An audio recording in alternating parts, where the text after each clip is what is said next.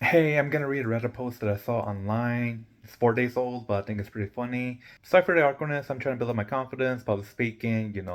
I'm an introvert, trying to be out there. So I figured internet is the best way to do it.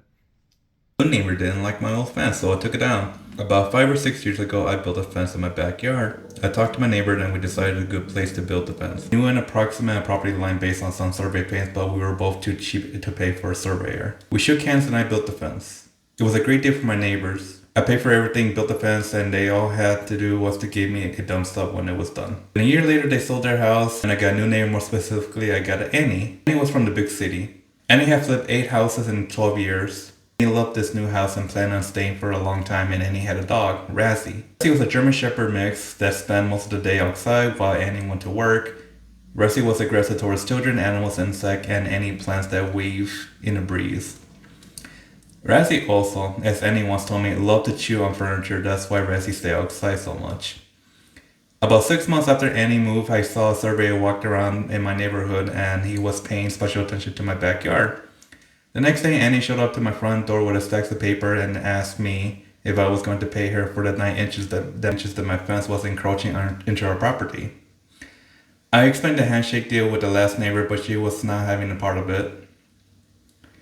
She wants the fence moved or she wants the money, no discussions. She had spoken to her lawyer friend and was perfectly happy to take me to court over the fence. She told me, I don't know how you guys do it out here in the sticks, but where I come from, we follow the rules. I got rid of the fence the next day. I unscrewed the horizontal rails of the brackets, stacked the fence panels against my garage, and pulled up the fence posts with my work van. A week later, Annie shows up to my front door again. She wants to know when I'm going to be building a new fence. Turns out, without my portion of the fence, she has not been able to let Razzie out unattended for fear that he will run away, attack something, or get hit by a car. She also told me she can't keep him in the house all day while she's at work anymore. Her furniture and carpet are all but ruined. I told her, well, Annie, I'm not going to be rebuilding the fence. I don't want any legal trouble, and the best way to stay out of trouble is not to build near your property. The look of her face is priceless. I thought she was going to cry. She probably did when she got back home. She tried to protest, saying that she really needs the fence back and she would even help pay for the new one.